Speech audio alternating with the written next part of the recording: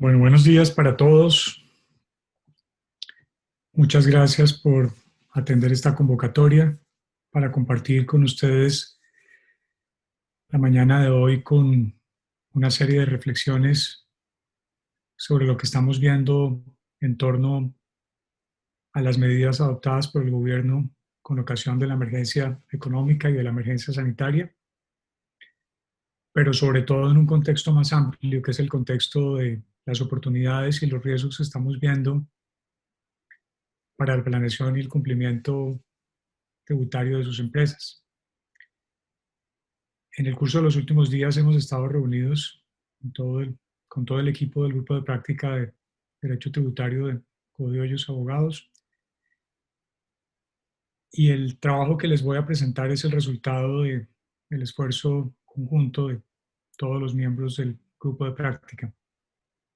En estos momentos de dificultad donde solamente quedan las cosas esenciales es cuando uno tiene oportunidad de entender que ha transitado un camino y que ha construido, y enhorabuena, ha sido una oportunidad magnífica para entender la fortaleza y el compromiso de los miembros del equipo de trabajo de nuestra firma.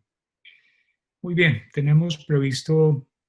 hacer una presentación de unos 90 minutos, al final de la cual podrán ustedes, y en el curso de la misma por escrito, por el chat, formular sus preguntas, que esperamos poder atender. El material que hemos preparado es un material bastante complejo, bastante amplio, que va a estar a disposición de ustedes, tanto en el canal de YouTube de Godoy Hoyos como en la presentación, cuya copia recibirán todos aquellos de ustedes que se hayan inscrito. De manera que, pues, a pesar de que son muchas ayudas visuales, seguramente por muchas de ellas voy a pasar rápidamente para no eh, quedarnos en los detalles, sino que ustedes tengan como la idea que queremos transmitirles, y es que en estos momentos de dificultad hay espacios, hay oportunidades, y una vez más, como lo hemos hecho durante estos 16 años de trabajo de la firma, por supuesto, estamos del lado de las empresas y entendemos que el ejercicio legítimo de las prerrogativas que les permitan llevar a cabo un mejor aprovechamiento de su caja y de las posibilidades que contempla el ordenamiento legal es, sin lugar a dudas, no solamente un derecho de los empresarios, sino verdaderamente un deber, especialmente en estos momentos de dificultad. Muy bien, hay dos bloques temáticos. En el primer bloque voy a dar una pasada por todas las medidas adoptadas por el gobierno con motivo de la emergencia económica y de la emergencia sanitaria, para, en una perspectiva más organizada, mostrarles las posibilidades que hoy en día existen, los espacios que se abrieron, las dificultades que pueden sobrevenir. Y en un segundo bloque, donde quizás hay una mayor agregación de valor, voy a compartirles el trabajo que hemos hecho en torno a las posibilidades y las oportunidades y riesgos que vemos, no directamente derivadas de las normas o de las posibilidades de la emergencia, sino en general de todo el ejercicio de cumplimiento de su función tributaria. De manera que vamos al grano.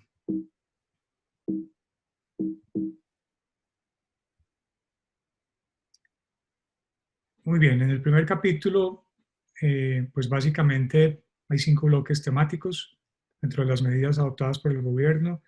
hay una serie de medidas que tienen que ver con la reducción y alivio de cargas tributarias, otras que tienen que ver con la agilización en devoluciones de saldos a favor, que es la caja de los empresarios. Un tercer bloque, prórroga en pago de tributos. El cuarto, aplazamiento de obligaciones formales. Y en quinto lugar, otras medidas no menos importantes. En lo que tiene que ver con la reducción y alivio de cargas tributarias, pues hay una serie de medidas que tienen que ver con el impuesto a las ventas, con el gravamen de los movimientos financieros y otros gravámenes o mecanismos de recaudo, como es el caso de las retenciones, algunos alivios sectoriales, algunos alivios en materia de tributos aduaneros o de impuestos del orden territorial, que están enfocadas, por supuesto, en contrarrestar los efectos de la crisis en los sectores más vulnerables de la población o de la economía, y, por supuesto, también permitirles oxigenar a los empresarios y hacer un mejor aprovechamiento de sus recursos de caja con la idea de conservar las fuentes de empleo y conservar en movimiento el aparato económico, que ha sido la gran disyuntiva de los economistas en medio de esta tragedia. ¿Dónde trazar la raya entre la conservación o preservación de la salud y el mantenimiento del aparato económico? Yo francamente no creo que allí haya una disyuntiva, me parece que debe haber un ejercicio armónico de las dos posibilidades, y eso es exactamente lo que creemos que tiene lugar en este momento. Sobre el tema de las medidas, pues está claro que las medidas adoptadas en el estado de emergencia económica pues tienen un marco constitucional, tienen un marco de la ley estatutaria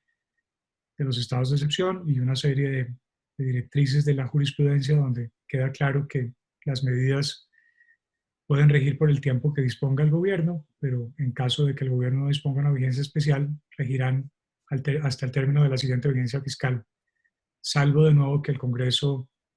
durante el año siguiente les otorgue carácter permanente en la medida en la cual entienda que no son solamente medidas encaminadas a enfrentar la crisis y a impedir la extensión de sus efectos, sino que tienen una vocación de permanencia en el interés por restablecer el equilibrio de las finanzas públicas, que aquí es fundamental, porque evidentemente el desarreglo de las finanzas públicas es un asunto que nos compromete a todos y que no va a lograr restablecerse en el curso de la emergencia, sino que seguramente va a tardar varias vigencias fiscales, no solamente en Colombia, sino en el mundo, para que logremos nuevamente restablecer los índices y el comportamiento de la economía. En materia del impuesto sobre las ventas, pues sin entrar en mayor detalle, hay una serie de medidas como las exenciones transitorias del impuesto sobre las ventas para ciertos bienes, exclusiones del IVA para cierto tipo de servicios, regímenes de no sucesión, ajustes en materia de tarifa. Obviamente, en el caso de las exenciones hay que cumplir una serie de requisitos que son fundamentales, porque obviamente administrar tratamientos preferenciales en el IVA con sujeción a condiciones de tiempo o a destinación siempre ha sido un reto para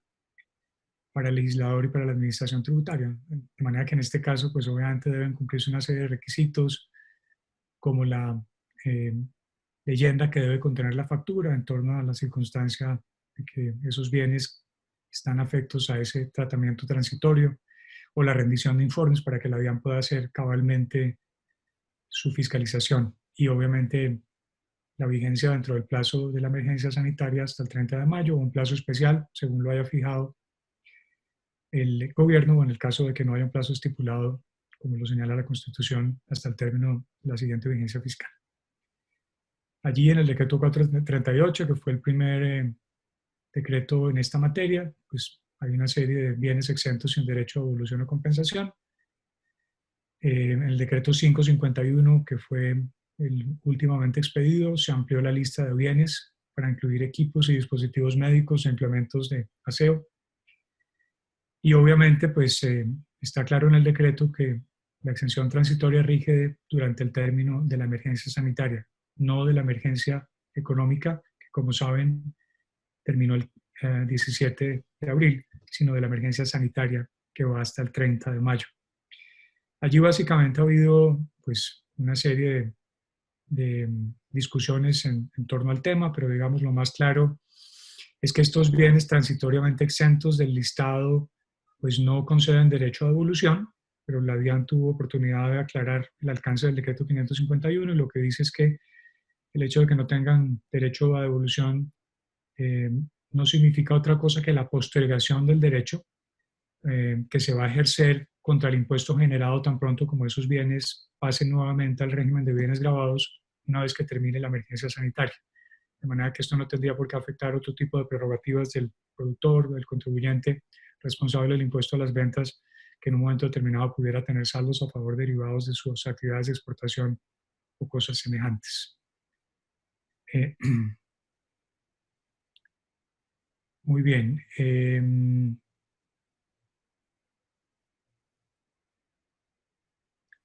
También, pues obviamente hay una serie de exclusiones para el caso de comisiones por garantías asociadas a las líneas de crédito del Fondo Nacional de Garantías, a las comisiones cobradas por entidades financieras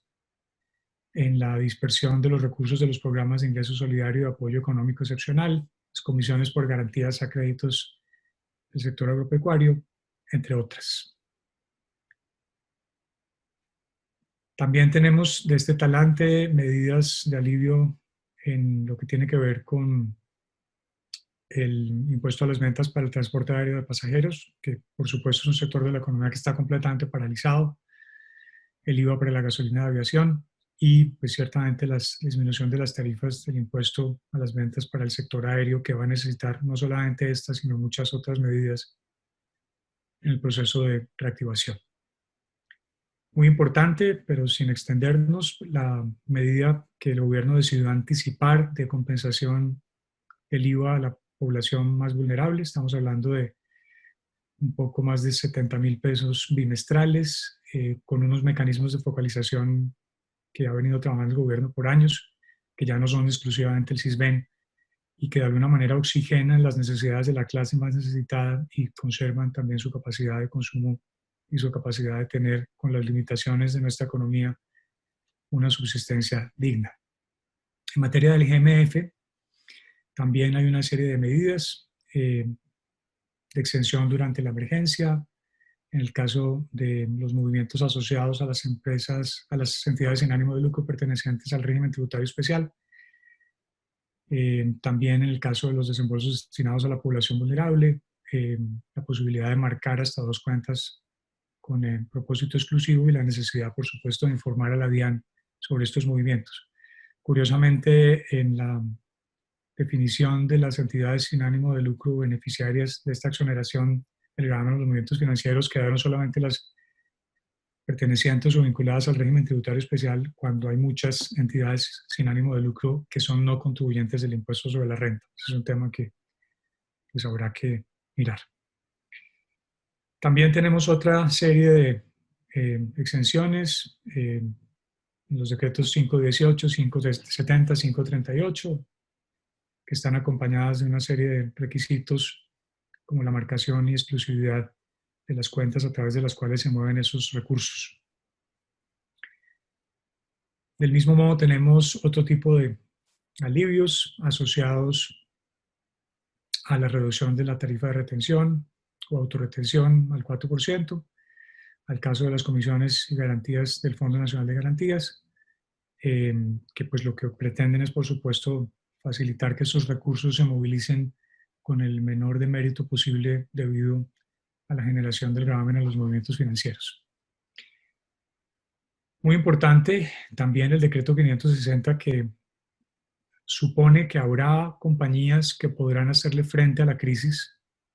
y podrán desplegar toda serie de medidas encaminadas a subsistir en medio de las dificultades, pero habrá otras que seguramente tendrán que recurrir a medidas extremas,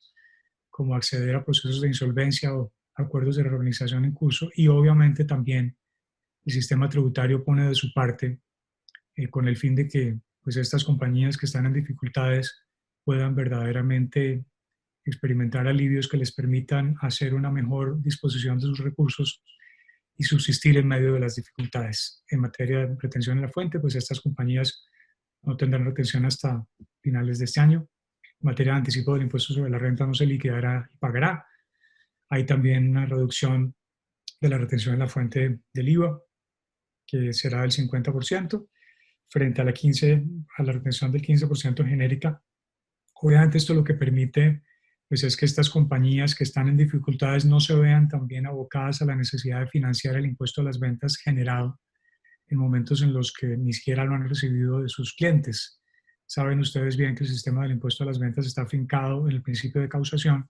y eso hace que muchos de los responsables tengan enormes dificultades porque tienen que presentar declaraciones y pagar el impuesto a las ventas en momentos en los que probablemente hayan podido no recaudarlo de sus clientes. De manera que, contrario a lo que uno pensaría, cuando la tarifa de retención en la fuente del impuesto sobre las ventas sube, pues el compromiso del responsable en relación con la financiación y el recaudo del impuesto es menor, es relativamente menor. Por supuesto, se limita también el ejercicio a los impuestos descontables, lo que pudiera generar saldos a favor, pero esta medida de una retención del 50% parece sensata. Igual estas compañías que están en procesos de insolvencia o con acuerdos de reorganización pues no están sujetas al impuesto sobre la renta presuntiva. Muy bien, hay otra serie de medidas específicas en los decretos 482 y 475, tanto como en el decreto 561. Este material lo tendrán ustedes. Para ciertos sectores de la economía también muy golpeados y muy vulnerables, como el caso de los artistas, creadores y gestores culturales, el caso de los concesionarios aeroportuarios, el caso del sector cultural de artes escénicas, que fue también uno de los golpeados desde el inicio. Muy importante y objeto de discusión académica en el seno del Instituto Colombiano de Derecho Tributario hace unas semanas, el decreto 461, el 22 de marzo, por medio del cual el presidente de la República le otorgó facultades a los gobernadores y los alcaldes por el término de la vigencia sanitaria para reorientar rentas de destinación específica de su presupuesto con el propósito de atender los efectos de la pandemia y de reducir las tarifas de impuestos territoriales, lo más importante, sin la intervención del Consejo o de la Asamblea. Es decir, pues es una verdadera excepción al principio de legalidad, al principio de reserva de ley, a los principios, digamos, de pesos y contrapesos, pero ciertamente pues hay una serie de instancias que hacen que no solamente las medidas adoptadas por el presidente sean objeto de control de constitucionalidad automático, sino que las medidas adoptadas por los alcaldes y gobernadores a propósito del ejercicio de estas facultades también sean objeto de control de legalidad a través de la justicia contenciosa administrativa. De manera que lo novedoso aquí, obviamente, y ha habido ya algunos cambios en algunos municipios, es que sin la intervención de las asambleas o consejos y de manera muy rápida los gobernadores y alcaldes puedan adoptar este tipo de medidas.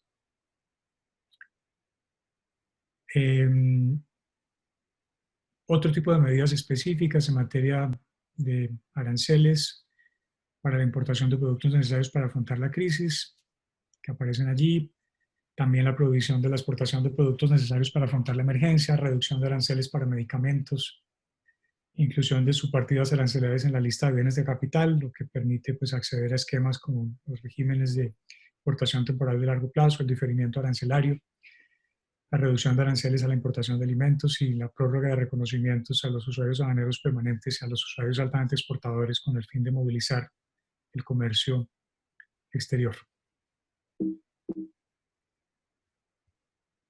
Muy bien, el segundo capítulo tiene que ver con la agilización en las devoluciones de saldos a favor. Ustedes saben que en nuestro sistema pues, hay una serie de medidas adoptadas en el curso de los últimos años que buscan concentrar el recaudo de impuestos como el impuesto a la renta o el impuesto sobre las ventas o eventualmente el impuesto de industria y comercio, entre otros. Y obviamente en muchos casos, como las tarifas de retención en la fuente, especialmente en el caso del impuesto sobre la renta, se fijan de manera general por tipos de renta, pues verdaderamente se convierten en instrumentos para la generación casi sistemática de saldos a favor que comprometen la caja y la liquidez de las compañías. Y obviamente desde tal vez la expedición del decreto ley 2503 de 1987, cuando por primera vez se reorganizó el sistema de devoluciones de impuestos, ha habido una serie de medidas encaminadas a tratar de agilizar la devolución de saldos a favor. En Colombia los saldos a favor se devuelven, por supuesto, pero pues previo al agotamiento de una serie de requisitos de verificación para la administración tributaria. Y obviamente pues esas devoluciones a veces toman mucho tiempo. La administración tributaria ejerce unas facultades de verificación. Está claro que la devolución no constituye un reconocimiento definitivo, pero sea cual fuera el caso, es la caja de los contribuyentes y quien tramite una devolución con garantía o sin ella, pues si la obtiene rápidamente, tendrá que estar preparado para ser objeto de una fiscalización posterior. Pero pues evidentemente los términos establecidos hoy en día son bastante extensos de cara a las afugias de los empresarios y contribuyentes, por lo cual pues en este decreto ley 482 se agilizan los procedimientos en la línea un poco de los procesos de devolución automática de la reforma de la ley de financiamiento, de la ley de crecimiento, pero por supuesto mermando algunos de los requerimientos y en el contexto de lo que se denomina un procedimiento ya no automático, sino abreviado dentro del contexto del procedimiento automático de devolución. Devoluciones para las empresas de servicios aéreos comerciales en plazos máximos de 30 días.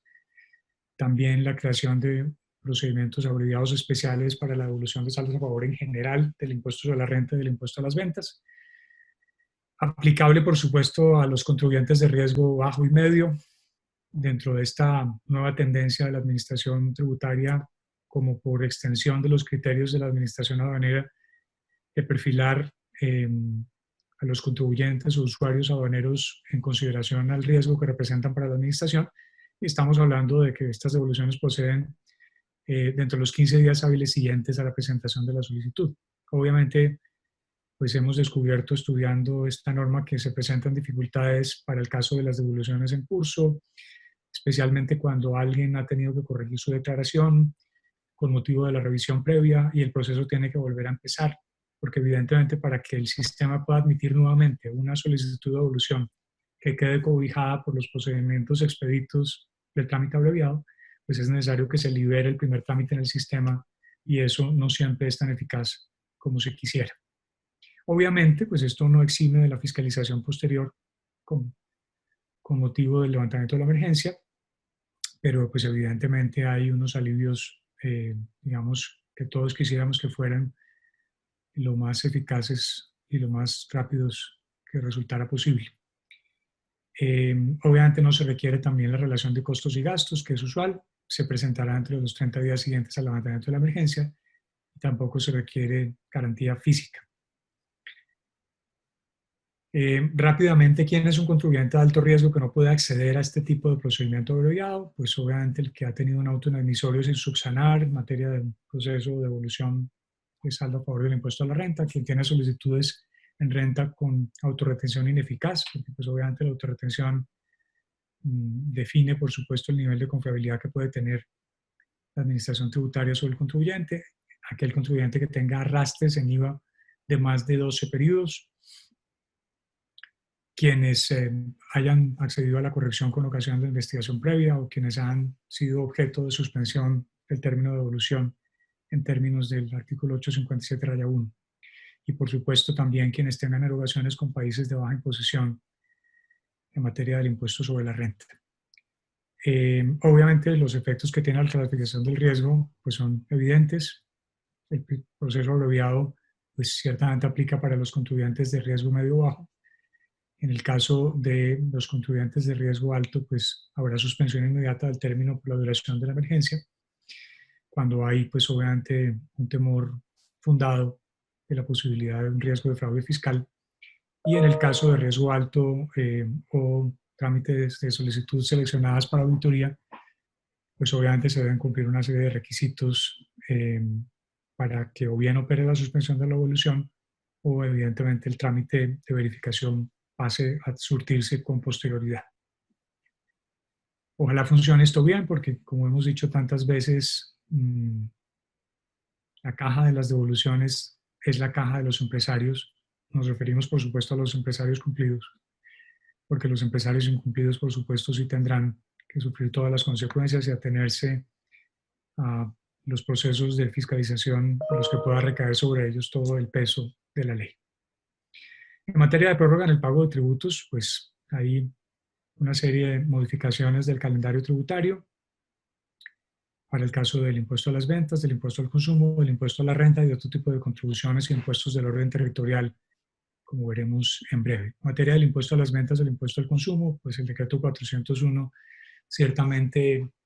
extendió los plazos para la presentación de las declaraciones del primer cuatrimestre y del segundo bimestre para el caso de los responsables del sector de transporte aéreo, del sector de servicios hoteleros, actividades teatrales, espectáculos en vivo, como es apenas obvio. Decreto 435 del 19 de marzo hizo lo propio en el caso de los responsables del sector de expendio de comidas preparadas, expendio de comidas en cafeterías, otro tipo de expendio de comidas, bebidas, actividades de agencias de viaje, actividades de operadores turísticos, declaración y pago del impuesto al consumo en las nuevas fechas que allí aparecen señaladas para dar un alivio. En materia del impuesto sobre la renta, muy importante, la expedición del decreto 520 del 6 de abril, que básicamente lo que pretende es prorrogar el plazo para la presentación de la declaración y el pago de la segunda cuota o tercera cuota según sea el caso. Y ahí básicamente en resumen, porque este tema es muy importante, pues vemos las siguientes opciones. En el caso de los grandes contribuyentes, su primera opción es no presentar la declaración al momento de la segunda cuota y simple y llanamente liquidar y pagar la segunda cuota entre el 21 de abril y el 5 de mayo a razón del 45% del saldo a pagar de 2018. Y obviamente la tercera cuota entre el 9 de junio y el 24 de junio, donde se pagará el saldo y se descontará el 65% del anticipo correspondiente a la primera y segunda cuotas. La segunda opción, que puede ser muy importante para algunos contribuyentes, que presentan la declaración o deciden presentar la declaración antes de la segunda cuota, de manera que finalmente la segunda cuota y la tercera cuota se determinarán de conformidad ya no con el saldo a pagar del año laboral de 2018, sino con base verdaderamente en el saldo a pagar del año 2019, a razón de 50% con la segunda cuota y 50% en la tercera cuota, con lo cual habría no diferimiento del plazo para presentar la declaración, pero sí diferimiento del plazo para el pago de la tercera cuota equivalente al 50% del saldo remanente después de aplicar el anticipo de la primera cuota. Y en el caso de los contribuyentes personas jurídicas y régimen tributario especial, algo semejante, pero en términos, digamos, de la primera y segunda cuota, como ya lo he señalado para el caso de los grandes contribuyentes. Casos especiales muy importantes. Cuando salió el decreto 520 tuvimos muchas dudas en torno a qué ocurría con los contribuyentes que no tuvieran saldo a pagar por el año 2018 y que, pues, en consideración a ello no tenían manera de liquidar y pagar una segunda cuota con base en la declaración de 2018. Enhorabuena, la DIAN aclaró en un concepto que el 50% de cero, que el 45% de cero era cero y que en esa medida pues no había necesidad de presentar anticipadamente la declaración del impuesto sobre la renta, sino que se liquidaba obviamente una segunda cuota de cero y se podía disfrutar de la extensión del término para presentar la declaración. Y lo propio, digamos, con los ajustes necesarios en el caso de los contribuyentes personas jurídicas. Otros casos también especiales para empresas de transporte aéreo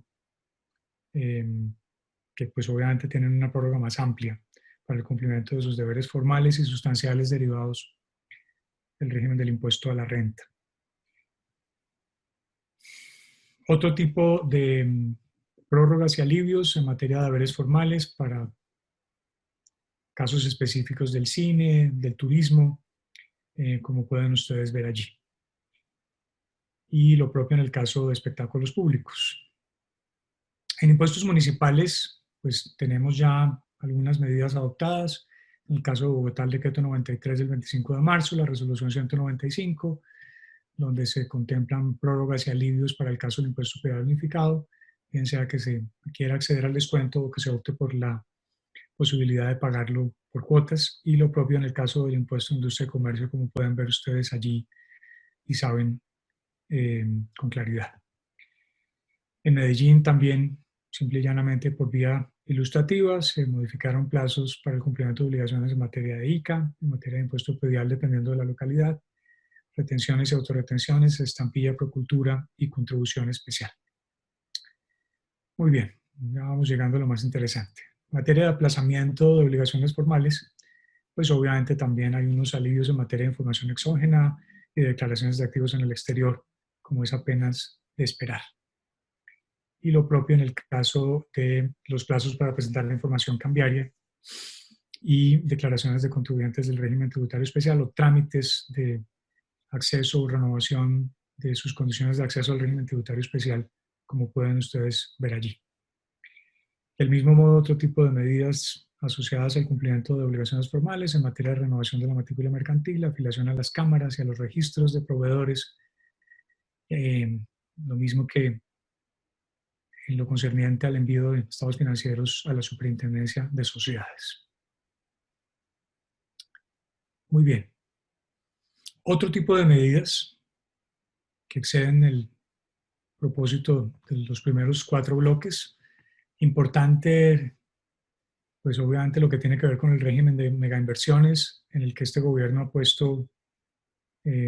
afincado esperanzas importantes de reactivación y obviamente en esta coyuntura se vuelve más importante.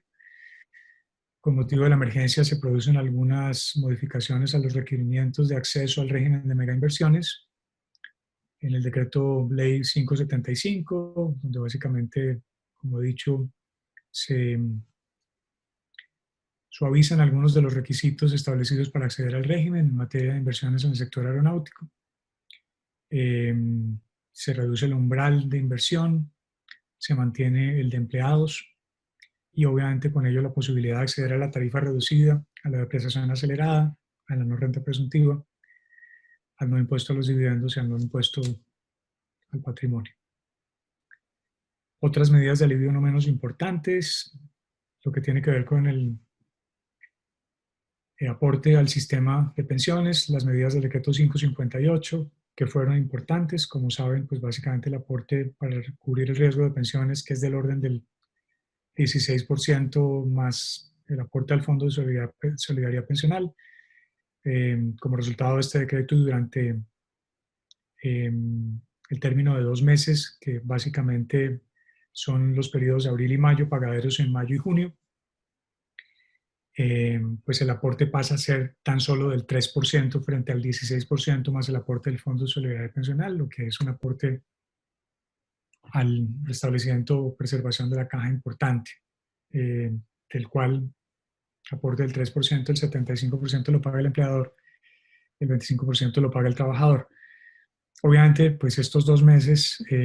se van a terminar ampliando al término de la vida laborable, con lo cual finalmente, como en tantos otros temas, lo que estamos haciendo es empujando el problema de fondeo hacia adelante, pero finalmente es un alivio y se aprecia. Otras medidas ya que tienen que ver con sectores específicos, como reproducción de obras audiovisuales, las medidas para el sector agropecuario en materia de fijación de precios de insumos y el caso particular de la exclusión del IVA para computadores personales que ya existía, pero que fue objeto de algunas precisiones. Importante entender que en estos momentos de aislamiento, pues obviamente la comunicación por vía de Internet, pues es finalmente la forma de comunicarse con el mundo y de seguir operando, con todo lo cual, pues esto tiene muchísimo sentido. En materia de trámites virtuales ante la DIAN, importante destacar la resolución interna, la circular interna 13 de 18 de abril, que pues obviamente agiliza y viabiliza todos los trámites de inscripción al RUT, de actualización del RUT y pues de solicitudes de devolución, como ya hemos dicho. Ya llegando al final de las medidas y antes de hablar de lo que vamos a aportar, importante referirnos al impuesto solidario a los servidores públicos. Fue un tema sumamente debatido, se ha debatido no solamente en Colombia, sino en otros países. Y finalmente el decreto ley 568 del 15 de abril estableció este impuesto solidario para los servidores públicos y los pensionados o también los contratistas del Estado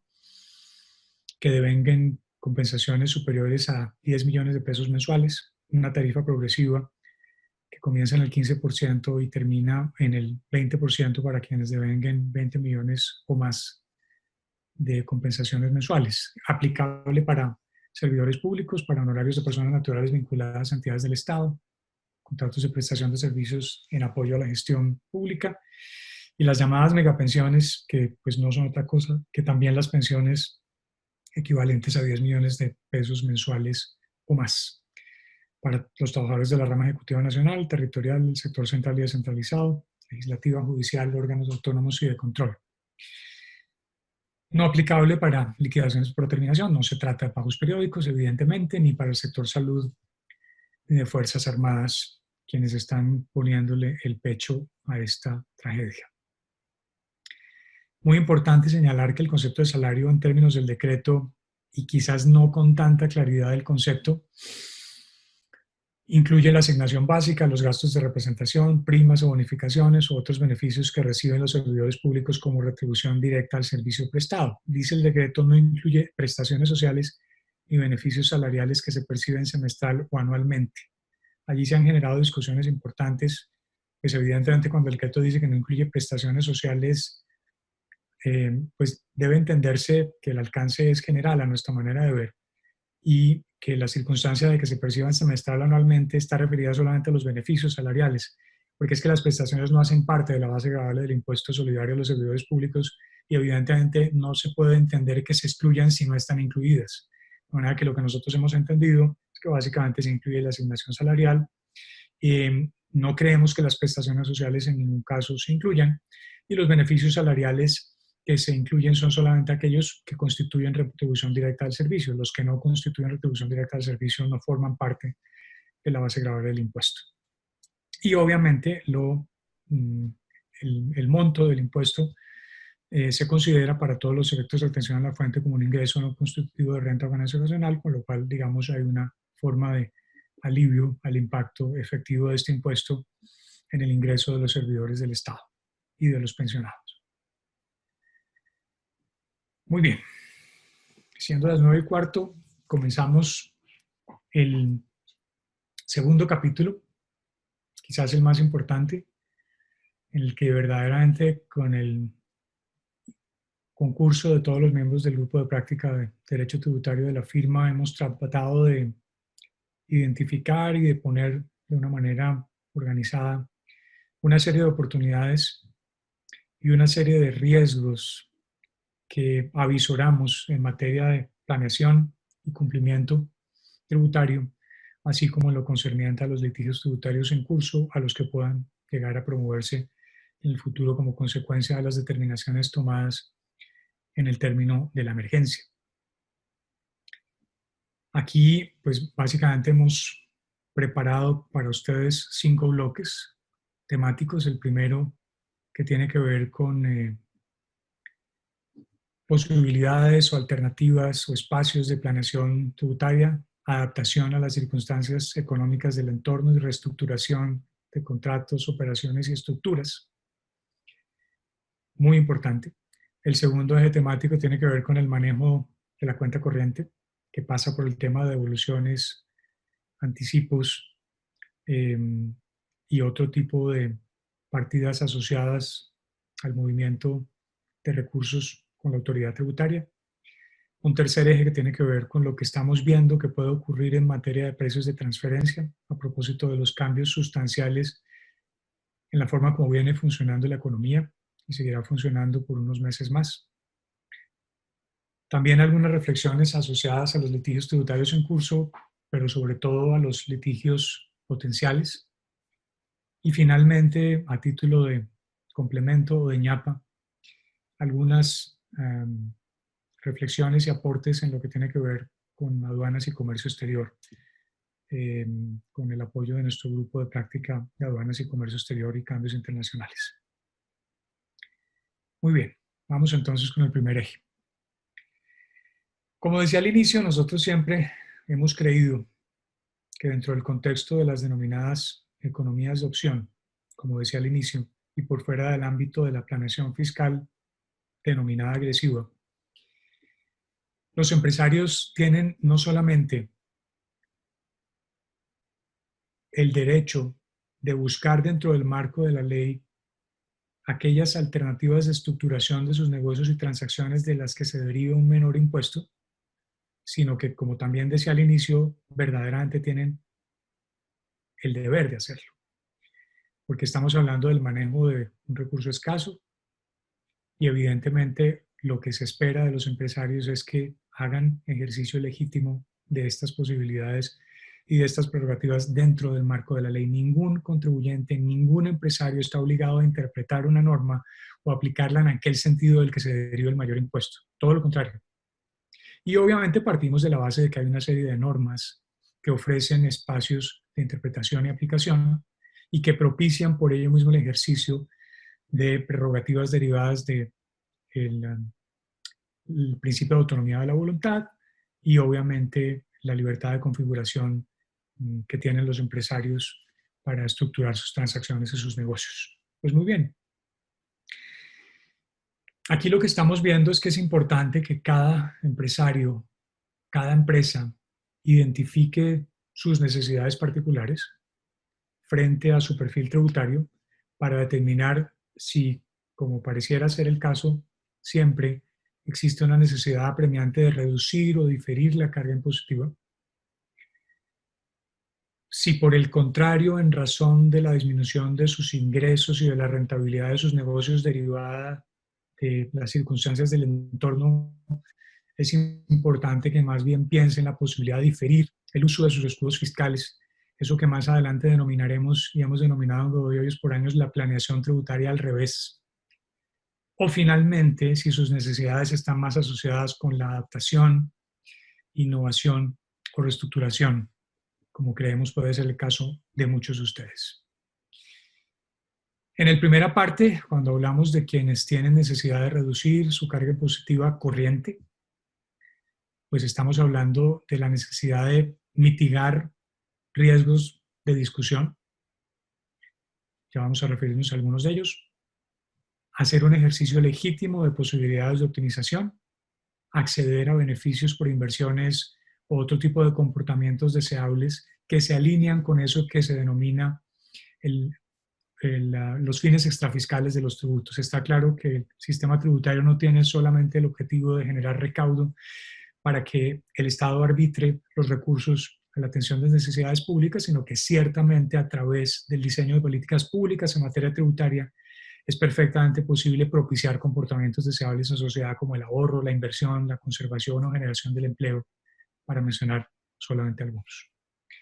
En el caso del diferimiento, como he dicho, hay una serie de discusiones bien interesantes a las que nos vamos a referir, que suponen probablemente invertir el sentido en el que usualmente se hace la planeación fiscal, que normalmente apunta a la anticipación de expensas o de costos con el propósito de diferir impuestos. Aquí probablemente la mecánica y la dinámica puedan llegar a funcionar al revés y estemos en necesidad de, por razón obviamente de la reducción importante del nivel de ingresos, pensar en posibilidades y prerrogativas del ordenamiento jurídico para diferir esos escudos fiscales. Y finalmente, en el tercer capítulo, estamos hablando de acceder a beneficios fiscales o de replantear esquemas de colaboración o reorganizaciones. Esta dificultad que le llega a la humanidad como un todo plantea la necesidad de mirar las cosas de un modo distinto. Si pretendemos seguir mirando las cosas del mismo modo, vamos a conseguir exactamente los mismos resultados. Ahora que tenemos un cambio por fuerza del entorno, tenemos que acomodarnos al entorno y tenemos que pensar de un modo distinto, tenemos que salirnos de la caja, tenemos que dejar de pensar en esquemas, digamos, que finalmente conciernen solamente al empresario y comenzar a pensar en dimensión sectorial, buscar la posibilidad de propiciar esquemas de economía colaborativa, reorganizar los negocios, y eso es parte de lo que les vamos a contar. Muy bien, para el caso de los contribuyentes que requieren reducir su carga impositiva corriente, pues aquí hemos identificado una serie de riesgos y obviamente la generación de valor de nuestra parte está asociada, por supuesto, a encontrar mecanismos que permitan hacer un uso eficiente de la caja, agregar valor, y también una segunda forma de agregar valor, por supuesto, es moderar o mermar o neutralizar posibles contingencias que podrán sustraer valor en el futuro. Entonces vamos a hablar simultáneamente de estas dos perspectivas de la agregación de valor. Pues bien, con estas circunstancias del entorno surgen una serie de determinaciones que el empresario tiene que tomar. Por ejemplo, en materia de contratos de trabajo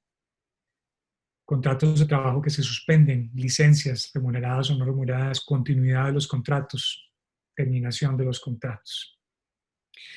Y al margen de ellas, pues surgen una serie de inquietudes en torno a si finalmente las determinaciones que toma el empresario en el interés de conservar a la empresa como bien colectivo, digamos, por encima de lo que en un momento determinado puede ser el interés particular de un grupo menor de personas, pues evidentemente habrá en algunos casos como última alternativa que terminar contratos, o eventualmente habrá que suspender contratos, o habrá en un momento determinado que modificar las condiciones al amparo de las cuales se desarrolla el contrato de trabajo. Y obviamente de ello pues, se pueden derivar expensas a la manera de indemnizaciones, bonificaciones, licencias, que puedan en un momento determinado llevar a discusiones en el futuro con la administración tributaria. Nos referimos obviamente a la deducibilidad de las expensas asociadas a los contratos de trabajo, que se definen en términos del artículo 107 y 108 del Estatuto, es decir, el cumplimiento de los requisitos genéricos de necesidad, causalidad, relación de causalidad, proporcionalidad. Y obviamente el cumplimiento de requisitos especiales como el pago de aportes a la seguridad social y aportes para fiscales. Pues muy bien, nosotros creemos que muchas de las determinaciones que se deben tomar, que se han tomado, que se seguirán tomando, como el teletrabajo y el trabajo en casa, las licencias, permisos y salarios sin servicio, las vacaciones, las indemnizaciones a las modificaciones derivadas de lo que debe ser la última posibilidad, que es la terminación del contrato de trabajo, es necesario frente a todas estas posibilidades mitigar los riesgos para que en el futuro no surjan discusiones. Y eso pasa por la necesidad de actualizar los reglamentos internos de trabajo, documentar comunicaciones internas con la administradora de riesgos, documentar acuerdos de teletrabajo. Todo ello, por supuesto, en términos de las circulares del Ministerio de Trabajo y de las resoluciones que aparecen allí señaladas. Hay que documentar las determinaciones, porque evidentemente pues quisiéramos pensar que ello no va a ocurrir, pero es perfectamente posible que en un momento dado surja una discusión en torno a si esas expensas adicionales en que tuvo que incurrir el empleador con motivo del teletrabajo, por ejemplo, o de las determinaciones que tuvo que tomar para preservar a la empresa, puedan comportar expensas que a la luz de la DIAN y de cara a los criterios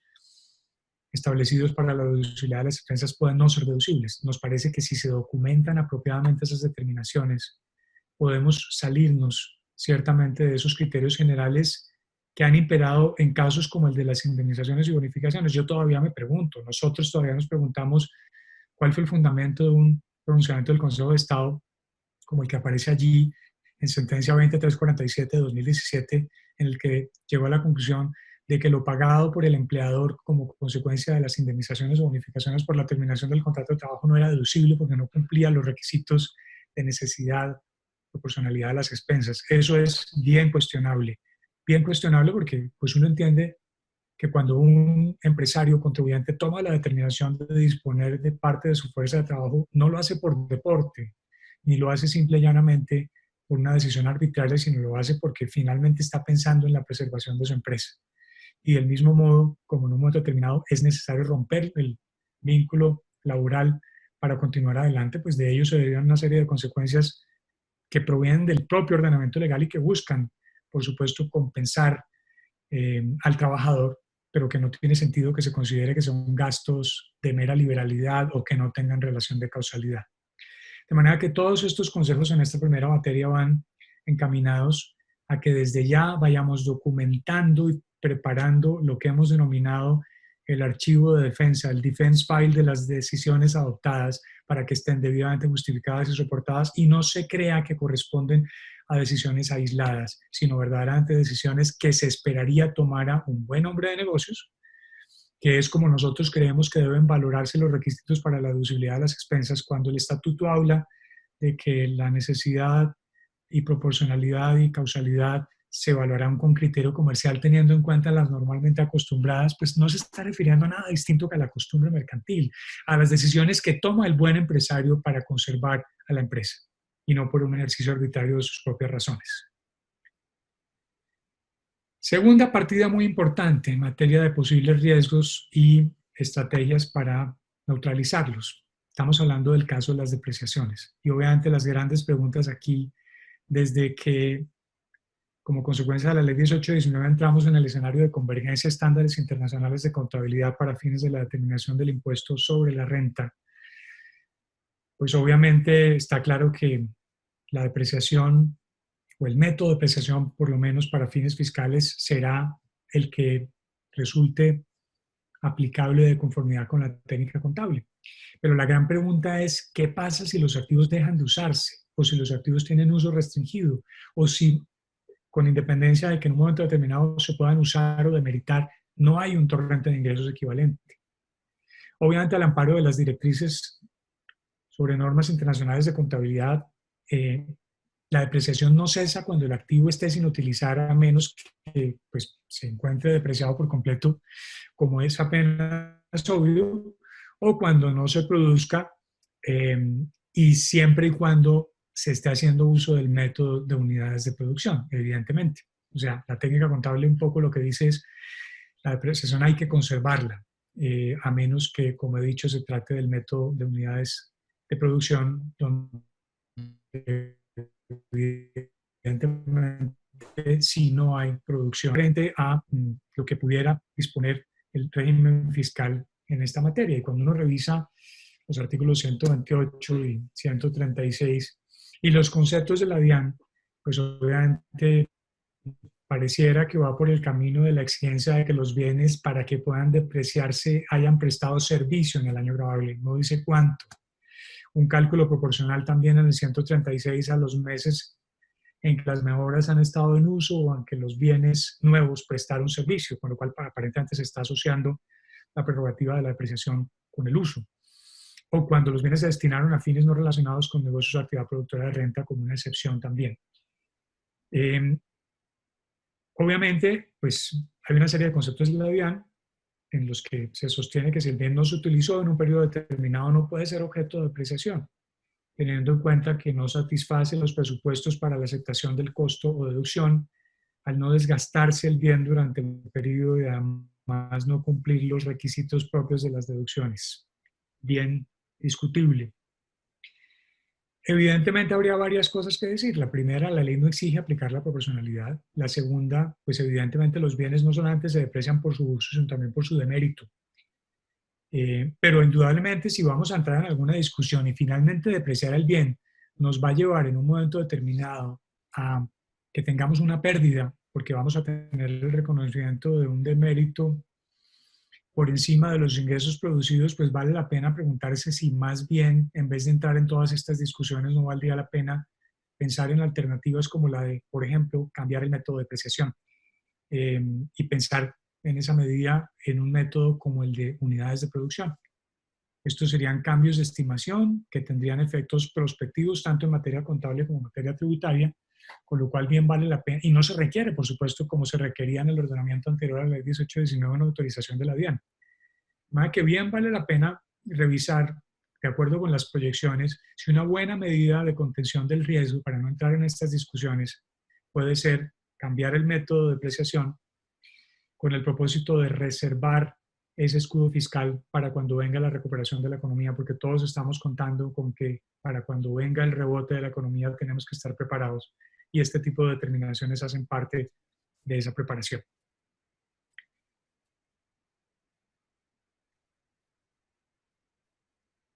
Del mismo modo, pues, importante documentar todas las decisiones asociadas a otras erogaciones en materia de mantenimientos, inspecciones, arrendamientos, administraciones, vigilancia, con el fin de acreditar para una eventual discusión futura que son determinaciones asociadas a la conservación del negocio y que del mismo modo como para que procedan las expensas no es necesario que se generen utilidades ni aún ingresos, sino que se desarrolle una actividad productora de renta. La preservación del ente económico de la empresa es un bien superior y evidentemente todo aquello que conduzca a la conservación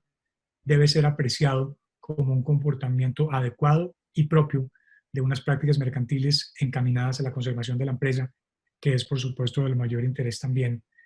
del fisco como receptor del derecho a recaudar impuestos.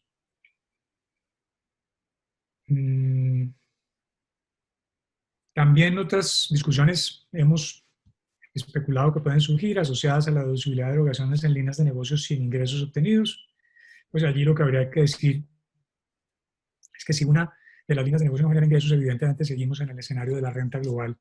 del artículo 26, por lo cual pues ello no debe ser motivo de discusión o duda. El otro tema al que queremos referirnos es el de las penalidades, intereses, moratorios e indemnizaciones. Este es un tema muy complicado que ha sido objeto de cambios en el curso de los últimos años, no solamente en lo concerniente a la doctrina de la DIAN, sino también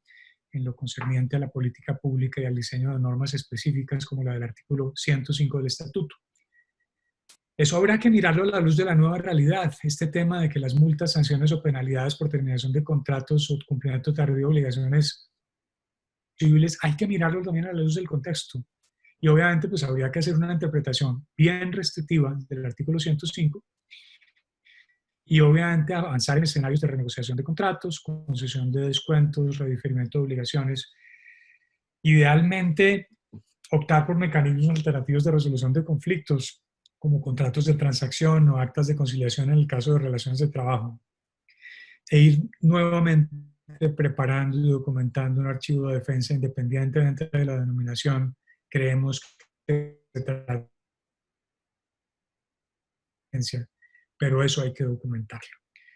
Eso habrá que documentarlo y habrá que, en ese sentido, hacer una interpretación del 105 propia de su entorno, restringida,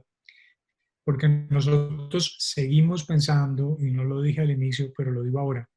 que en Colombia en materia de deducción de expensas rige el criterio general en virtud del cual si se cumplen los requisitos generales de necesidad, proporcionalidad, relación de causalidad y requisitos especiales, la expensa es deducible. No se requiere que exista una norma que expresamente contemple que una determinada expensa es deducible para que pueda deducirse. Está la regla general. A diferencia de lo que ocurre con otros ordenamientos, como el Código Interno de Rentas de los Estados Unidos, que es, digamos, comprensivo en la regulación de las distintas situaciones, en Colombia no, la regla es distinta. Yo recuerdo hace muchos años haber escrito un artículo a propósito de la negativa de la doctrina de la DIAN a aceptar la deducción de las provisiones para protección de inventarios porque no existía una norma que la contemplara como deducción. Y allí dejamos bien claro que el criterio y la opción adoptada por el ordenamiento legal colombiano es muy distinto. No se requiere una norma expresa que contemple la procedencia de una expensa para fines de su deducibilidad. Hace falta simplemente con la aplicación de los principios generales y las reglas especiales si las hubiere. Y pues aquí viene justamente el tema de disminución de inventarios. Habrá discusiones muy interesantes en torno al límite del 3% y obviamente pues a la circunstancia de que sobrevienen hechos constitutivos de fuerza mayor o de caso fortuito, como creemos que ciertamente es el caso. Y estamos hablando no solamente de inventarios que sufren, digamos, obsolescencia aceleradas, sino en general a todos aquellos que no son susceptibles de negociarse. ¿Qué hace un productor de cierto tipo de bienes que durante toda la emergencia simple y llanamente ni se compran ni se venden como el cariño verdadero? Pues ciertamente hay que mirar esas determinaciones a la luz del contexto que les es propio y evidentemente nos parece que ciertamente serán deducibles esas mermas de inventario, obviamente con el solo cumplimiento del requisito de o bien destruirlos, o bien reciclarlos o chatarrizarlos según sea el caso, pero evidentemente no es posible concluir, como en alguna ocasión sostenía algún contradictor del tema, que es que las deducciones por obsolescencia de inventarios son costos que tiene que soportar el propio contribuyente. Si los inventarios se utilizan o se venden y obviamente generan riqueza y generan capacidad contributiva, bienvenido. Pero si los inventarios por razones del negocio no se pueden utilizar, eso sí que la pérdida la asume el empresario. No tiene ningún sentido. Ya para terminar este capítulo, hablamos de otros riesgos relativos a la deducibilidad de erogaciones incurridas, muy importantes, soportes documentales, acreditar la evaluación de alternativas, propuestas, cotizaciones, lineamientos, actas, otros CIEs, razones comerciales y financieras. Hay que documentar, señores. Defender los cambios en las posiciones contables si los hubiere, definir los cambios de política contable si las hubiere, acompañar estas determinaciones de conceptos de asesores externos y estar en situación de probar la fuerza mayor y el caso fortuito, que obviamente en el contexto de la economía actual tienen un sentido muy distinto, como ya lo señalaba hace unos 15 días nuestro socio Jaime Moya en su presentación sobre fuerza mayor o caso fortuito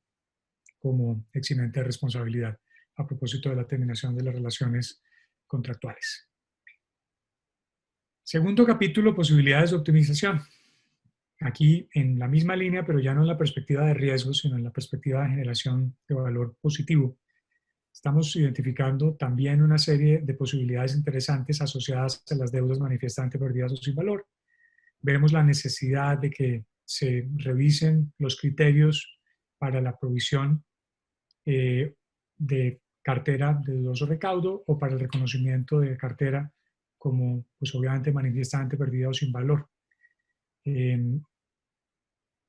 Y obviamente de la mano de lo que ha sido la jurisprudencia del Consejo de Estado, vemos allí posibilidades importantes de revisar nuevamente los criterios para hacer efectiva la procedencia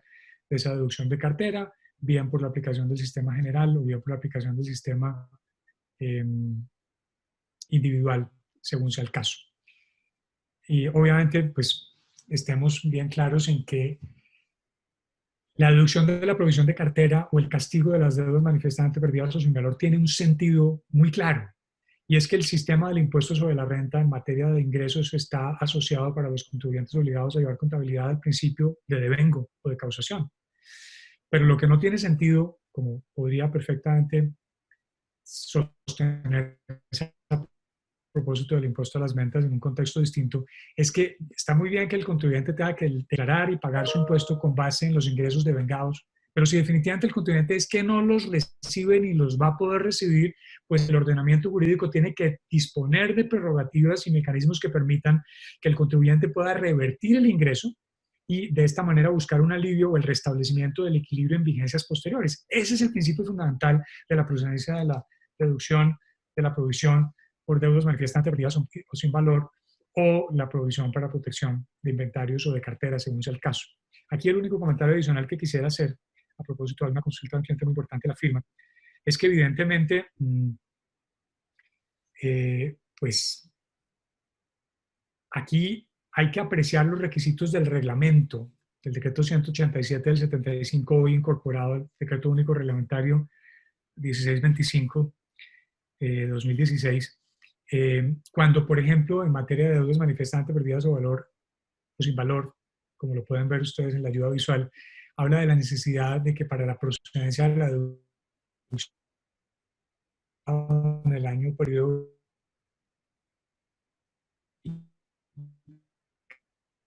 cargo directo a pérdidas y ganancias. Por supuesto que esta norma está vigente, pero hay que interpretar que el contribuyente no ha podido registrar el ingreso para fines contables en razón de la aplicación de los criterios, por ejemplo, de NIF 15, en virtud de los cuales no existe ninguna posibilidad cierta de recuperación del ingreso, yo no debo computarlo. La norma fiscal especial, el artículo 28, parágrafo, me dice que a pesar de que si en aplicación de las directivas en materia contable yo debo registrar un ingreso, yo no puedo registrar un ingreso porque no tengo certeza sobre la posibilidad de concretarlo. Si considero que tengo derecho a cobro, debo registrarlo para fines fiscales, pues muy bien, bienvenido. Para fines fiscales declararé. Pero evidentemente lo que no tiene sentido es que si después definitivamente la deuda asociada deviene incobrable, manifiestamente perdida o sin valor, me exijan que yo, para poder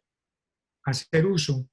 de la deducción por descargo de la deuda, demostrar que en ese momento también la ha revertido contablemente. Si es que contablemente no la tenía registrada porque la directiva contable me impedía registrarla. De manera que evidentemente es importante hacer un llamado a que estas normas deben interpretarse en el contexto que les es propio y que evidentemente el sistema de interpretación y aplicación de las directrices del impuesto sobre la renta a partir de 2017 cambió y cambió significativamente con motivo de la convergencia a estándares internacionales de contabilidad. De manera que esto hay que mirarlo en su contexto propio para que, pues evidentemente, no se le exija al contribuyente aquello que es de imposible cumplimiento. Deducciones especiales para sectores específicos, ya nos hemos referido a algunas de ellas, como aparecen allí, y otras, digamos, ya específicas de apoyo a la población vulnerable que están disponibles, como la deducción del 200% de salarios y prestaciones pagados a mujeres víctimas de la violencia o empleados en situación de discapacidad, como muy importante también la deducción por primer empleo, como ven ustedes allí. También muy importante, pues, entender que las donaciones se convierten en coyunturas como esta en un escenario posible en el que finalmente el Estado pone una parte y el empresario pone otra parte. Hay que tenderle una mano también a las entidades sin ánimo de lucro y a los ejecutores de este tipo de apoyos y de programas, porque evidentemente está claro que se trata de entidades que suplen o complementan la actividad del Estado en la atención de necesidades públicas y en esa medida merecen no solamente, digamos, de la motivación de parte de los empresarios, sino de un esfuerzo correlativo, a pesar de que no sea equivalente, del ordenamiento jurídico, que es de los descuentos por donaciones. Evidentemente, como decía un amigo nuestro en estos días en el periódico, pues no se trata ni mucho menos de entender que con las donaciones los empresarios hacen fiesta y recuperan más de lo que donan. No, ciertamente no. Están recuperando, en términos generales, 25 centavos por cada peso que donan, siempre y cuando cumplan con unos ciertos requisitos y en algunos casos de regímenes especiales, pues un poco más. Y obviamente pues hay unas limitaciones a la hora de hacer efectivos esos descuentos. Pero es importante también pensar en esta posibilidad porque indudablemente De estas dificultades saldremos sobre la base del esfuerzo conjunto y coordinado de todos los actores del mercado económico y social. Importante también el caso de las inversiones realizadas en control, conservación y mejoramiento del medio ambiente, con sus limitaciones, que evidentemente pues, la doctrina de la DIAN ha señalado que no pueden asociarse al caso de inversiones que son obligatorias de acuerdo con los actos de licenciamiento o concesión, o que resultan de obligaciones digamos, directamente derivadas de la ley, sino que debe tratarse de decisiones, digamos, voluntarias del empresario o del contribuyente. En materia de beneficios por inversión es muy importante, muy importante en esta coyuntura la deducción especial por participación en proyectos para el desarrollo de fuentes no convencionales de energía. Nosotros hemos hecho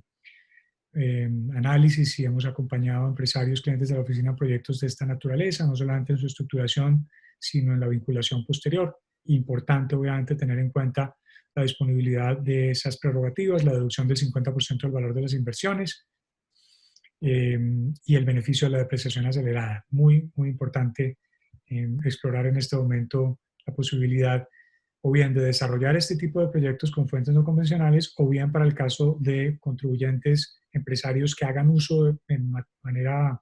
importante de este tipo de fuentes de energía, que puedan obviamente hacerse partícipes en este tipo de proyectos y eventualmente tener acceso a un recurso de energía limpio y con un beneficio tributario asociado dentro del contexto de la prerrogativa y de la directriz global de desarrollo sostenible.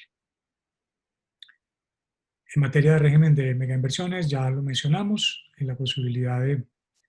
de acceder a este régimen en condiciones menos exigentes que las de la ley de financiamiento, la ley de crecimiento, y los cambios recientes muy importantes, la posibilidad de acceder al régimen de megainversiones para los contribuyentes ubicados en zona franca,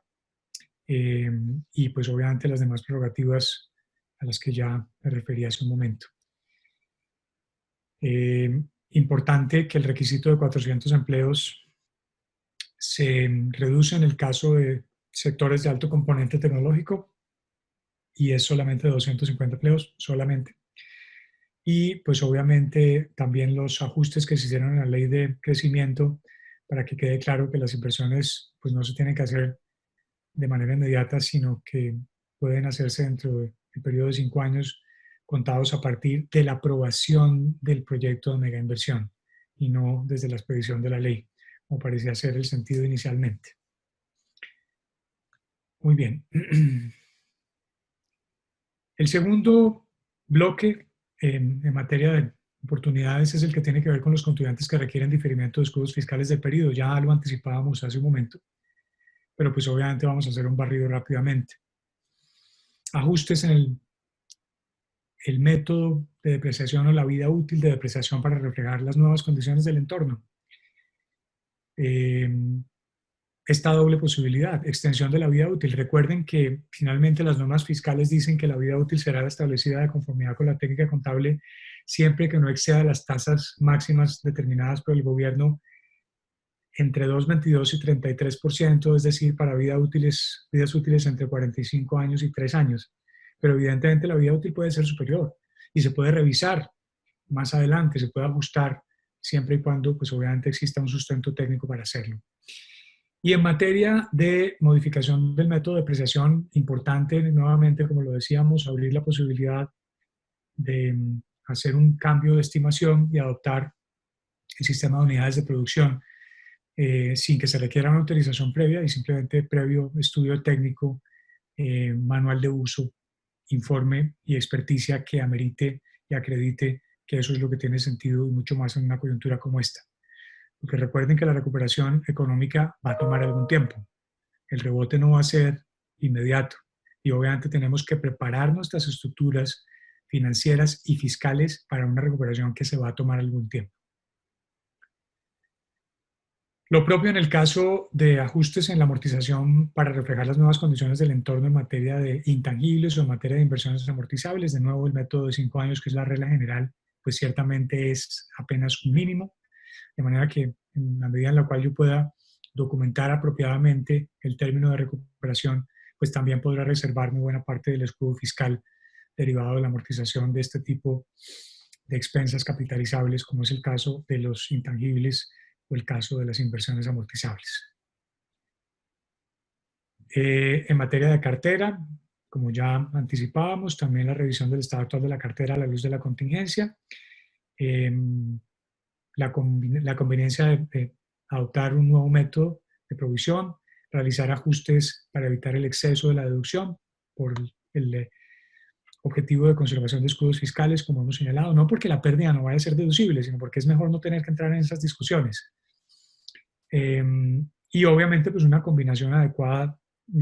y permitida de los métodos de provisión generales o individuales, sin perjuicio obviamente de los especiales adoptados por los organismos de control en el caso, por ejemplo, de entidades financieras o aseguradoras. También es importante revisar la calificación de gastos como gastos pagados por anticipados en esta perspectiva del diferimiento de los escudos, pues no estamos diciendo obviamente que razonablemente se pueda considerar un gasto pagado por anticipado uno que no tenga relación con la recuperación de torrentes futuros de ingreso, pero evidentemente allí hay un ejercicio que vale la pena hacer para poderlos asociar obviamente a la prestación de servicio, o bien de que se trate y revisar bien las condiciones para modificar el reconocimiento del devengo correspondiente con el propósito de reservar esos escudos para vigencias futuras donde sí que todos esperamos se van a necesitar. Finalmente, este módulo muy importante tiene que ver con lo que ya anticipábamos y es la necesidad de adaptarnos a las nuevas circunstancias, innovar, reestructurar, que es lo que se espera, por supuesto, en momentos en los que las condiciones del entorno cambian. Tenemos que pensar distinto. En materia de beneficios fiscales, pues poner mucha atención en la posibilidad de hacer uso de las deducciones por inversiones y donaciones en investigación, desarrollo tecnológico e innovación. Muy importante, el futuro del restablecimiento de la economía está directamente ligado a la capacidad de los empresarios para emprender nuevas formas de hacer negocios, para encontrar nuevos canales de distribución, para hacer un uso extensivo del comercio electrónico, para recurrir a todos los mecanismos de distribución virtual, porque finalmente el distanciamiento social será un tema que cambiará para siempre las costumbres de todos. Y evidentemente eso impone un cambio y una adaptación correlativa en todas las políticas y prácticas y eso definitivamente amerita la necesidad de que las empresas inviertan en investigación y desarrollo de nuevas plataformas, de nuevos productos de inteligencia artificial, de nuevas formas de hacer negocios, de blockchain, de fintech, y obviamente pues eso indudablemente ameritará un esfuerzo que tiene por supuesto una recompensa correlativa de parte del fisco por lo que de ello deriva para la economía como un todo. Ahí pues tendrán ustedes también esta memoria para que puedan repasar lo que ya conocen. Igual, créditos fiscales, en la misma perspectiva, desde el artículo 256-1, para el caso de inversiones en proyectos de investigación, desarrollo tecnológico e innovación o vinculación de capital humano de alto nivel. Ese es el futuro. Quien no esté dispuesto a, en medio de las dificultades, apropiar unas partidas para invertir, simple y llanamente está condenado al fracaso. En segundo lugar, lo que hemos denominado esquemas de economía colaborativa es que la forma de hacer negocios hay que cambiarla, hay que recrearla, hay que innovar frente a ella. Y obviamente todos los modelos de economía y obviamente los impuestos definidos en términos de expresiones de capacidad contributiva para derivar de ellos el deber de contribuir están asociados a esos mismos modelos conmutativos, en donde yo doy y espero que tú me des algo equivalente, que es lo propio, digamos, de las relaciones conmutativas, en las que las contribuciones, o quiero decir, las prestaciones de cada parte se miran como equivalentes. Seguramente habrá que pensar en esquemas de economía colaborativa. Seguramente habrá que pensar que antes de, cuando todo esto se restablezca, pagarle un arrendo fijo o inclusive un arrendamiento variable al propietario de un inmueble, de pronto vale mucho la pena hacer un negocio distinto, un acuerdo de colaboración, un negocio de colaboración, un negocio de riesgo compartido. Y la ventaja que deriva de ello es que, por supuesto, si se hace un uso adecuado de este tipo de esquemas de economía colaborativa, de esfuerzo conjunto, de joint venture, de cuentas en participación, pues evidentemente hay unos alivios correlativos en materia tributaria, porque evidentemente en los esquemas colaborativos el rendimiento y la capacidad contributiva correlativa solamente se obtiene como consecuencia de la conclusión del negocio y no en etapas previas. De manera que va a ser muy importante que repensemos de qué mejor manera nos relacionamos con nuestros competidores y con toda nuestra cadena de valor, porque finalmente la forma de vivir como la forma de hacer negocios no va a ser nunca la misma que era antes de esta pandemia.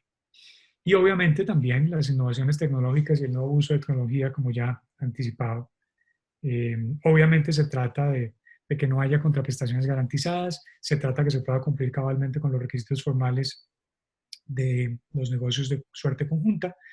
y que se revise bien los esquemas en los que intervengan las entidades del exterior para verificar que también en ese caso se cumplan las obligaciones formales. No podíamos terminar sin referirnos a los contribuyentes en reorganización, porque como decíamos al inicio, es nuestro deseo que todos ustedes, todos nuestros clientes, todos nuestros amigos sobrevivan a la crisis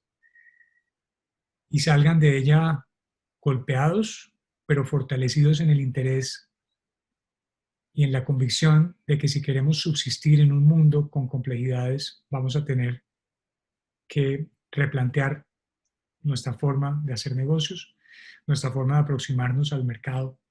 nuestra forma de interactuar sectorialmente, nuestra forma de vincular capital humano, entre otras consideraciones. Pero los que definitivamente no vayan a poder o definitivamente tienen que hacer el esfuerzo previo a acceder a esquemas de la organización o finalmente a posibilidades de liquidar sus patrimonios en las condiciones menos gravosas que resulte posible. Aquí hay una serie de posibilidades que derivan de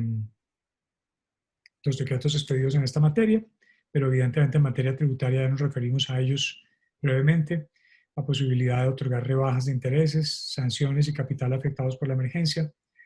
el mecanismo de adquisición de compañías en estado de liquidación inminente, la suspensión de la causal de disolución por pérdidas y otra serie de asuntos que hacen que esto sea bien importante. Y esta diapositiva que repetimos, pero que pues está asociada a esos alivios otorgados a este tipo de compañías en dificultades. Finalmente, en este punto, queríamos hacer una reflexión sobre una de las perspectivas de estos cambios inminentes derivados de las condiciones del entorno, que tiene que ver con o bien política pública o bien la forma de interpretar y aplicar principios y reglas del sistema tributario que fueron concebidos al amparo de una concepción de la territorialidad muy distinta de la que tendremos con motivo de la atención y contención y sobrevivencia a la emergencia. Ya hace muchos años, quizás desde los 90, cuando nos comenzaron a hablar de comercio electrónico, todo el mundo era consciente de que algunos de los principios y criterios al amparo de los cuales se había estructurado el sistema de imposición, particularmente la imposición a las ganancias, entraban en crisis. La mayor parte de ellos asociados al tema de la territorialidad con motivo del advenimiento del comercio electrónico. Pues bien, eso hoy en día es mucho más que una realidad, la única forma de subsistir. Y nosotros estamos advirtiendo que la forma en la que ha cambiado radicalmente en estos meses y en los meses por venir la forma de hacer negocios, va a cambiar radicalmente la forma de interpretar y aplicar criterios como el de sede efectiva de administración de negocios, dónde se toman las decisiones, cómo se hace el análisis de hechos y circunstancias a la luz de esta nueva realidad donde todos estamos de alguna manera contenidos en nuestros hogares. También lo propio en el caso del establecimiento permanente, y no solamente el establecimiento permanente como lugar fijo de negocios, sino el establecimiento permanente de agencia, donde finalmente pues está claro que el recurso humano por conducto del cual se trabaja extraterritorialmente, en algunos casos ha tenido que permanecer en el país de asignación o no ha podido regresar, y simple y llanamente hoy en día las decisiones se están tomando en facilidades de teleconferencia o remotamente, y eso evidentemente va a tener que traer una modificación a los criterios en análisis de hechos y circunstancias para verificar la existencia de este tipo de principios y derivar de ellos consecuencias en materia tributaria. Y para mencionar solamente un caso de de la territorialidad subnacional, si uno revisa las reglas de la ley 1819 en materia de territorialidad del impuesto en actividades comerciales y de servicios, encontrará que allí va a ser muy importante hacer una revisión de cómo es que se están concluyendo hoy en día los negocios de distribución y cómo es que se están prestando finalmente las actividades de servicio, para entender que esos conceptos que aparecen allí descritos en la ley 1819 apenas de 2016, hace menos de 4 años, hoy en día será necesario revisarlos a la luz de estas nuevas realidades. Muy bien, en materia de manejo de cuenta corriente con la DIAN, muy importante, rápidamente, pues estamos muy preocupados con qué está pasando en el mercado de los TIDIs, cuál es, obviamente, en este momento el descuento en la negociación, porque evidentemente, pues con motivo de todo este movimiento de plazos hacia adelante, pues evidentemente podrá haber transitoriamente un menor apetito, pero finalmente eso no es ni mucho menos una razón para desanimarse en torno a la necesidad de emprender los procesos de recuperación de los excedentes de la manera más eficaz posible, y obviamente eso tiene que ver con cierto tipo de determinaciones. ¿En qué momento solicitar la devolución por el impuesto sobre la renta de año 2019 y anteriores? Y ahí les dejamos reflexiones tales como que puede ser importante, para no tener que sacrificar caja, que las solicitudes de devolución se presenten después de la presentación de las declaraciones de IVA o inclusive de retenciones que se vencen en mayo, para poder hacer uso del mecanismo de compensación. Y también a la pregunta sobre si es mejor imputar el saldo a favor del año 2018 al año 2019 o iniciar dos procesos por separado, habrá que intentar respuestas como que pueda que lo mejor sea no imputar para que la devolución no se considere de alto riesgo, y eventualmente hacer uso del trámite de solicitud de devolución de manera separada. Todas esas preguntas surgen. Y ahora, pues obviamente en esta coyuntura de las próximas fechas de vencimiento de declaraciones de IVA y de la posibilidad de solicitar saldos a favor de impuesto de renta, pues la gran pregunta es cómo hacer para de alguna manera financiarse temporalmente con la caja del fisco en momentos en los que el acceso al crédito por parte de las entidades financieras se puede dificultar. Y eso puede pasar por determinaciones como presentar la declaración de IVA o retenciones de manera extemporánea, para que obviamente al momento de erradicar la solicitud de devolución o compensación no se haga la compensación automática. Determinaciones como esas, que llevarían, por ejemplo, a presentar la declaración de IVA por retenciones sin pago, solicitar la facilidad de pago para que solo se cobren intereses de mora siempre que la declaración haya sido presentada a tiempo, y posteriormente solicitar el saldo a favor de renta si es que hay lugar a él. Determinaciones que eran las más obvias de siempre, ahora hay que revisarlas a la luz de estas nuevas realidades, porque puede ser que merezca la pena asumir el sobrecosto de una sanción o de un interés y tener acceso a la posibilidad de utilizar unos recursos, porque allí se vuelve más importante el costo de oportunidad del dinero que otra cosa. En materia de declaraciones de retención ineficaces, las presentadas antes de la vigencia de la ley que sean consideradas ineficaces pueden acceder a facilidades de pago, siempre que se hayan presentado nuevamente con posterioridad a la vigencia de la ley. No lo olviden, que eso es importante. Y obviamente no es necesario que las facilidades de pago incluyan todas las obligaciones pendientes, sino las derivadas de estas declaraciones, como ha quedado claro. Ojo también con la posibilidad de acceder a la aplicación del principio de favorabilidad en materia de sanciones, muy importante, porque evidentemente el interés que se paga pues es el interés bancario corriente más 2 puntos, y no pues el interés que cobra la DIAN por la mora en sus obligaciones. En materia de embargos y acuerdos de pago, también muy importante, siempre que se celebren acuerdos de pago cesa toda acción de cobro coactivo y deben levantarse las medidas cautelares que han sido decretadas. Por ello, si tenemos interés en levantar un embargo, se puede formalizar un acuerdo de pago, y en esta medida la DIAN pues, puede proceder en este sentido. Nos quedan muchas dudas, sabemos que hay muchos gremios y muchos sectores académicos que se han reunido en torno a la necesidad de presentarle propuestas al gobierno que se puedan convertir en medidas de alivio en medio de la crisis. Yo creo que el gobierno ha hecho un esfuerzo grande en medio de las limitaciones, especialmente si se le compara con el esfuerzo que han hecho otros países que compiten con nosotros como receptores de inversión o que tienen economías de tamaño equivalente. Obviamente uno no se puede comparar con Estados Unidos, ni con Suiza, ni con Canadá, ni con Nueva Zelanda, pero si nos comparamos con los países de la región, las medidas que se han adoptado van en el buen sentido, pero probablemente esperaríamos que hubiera otras. Sería deseable una medida, ahora que aparentemente el gobierno ha anunciado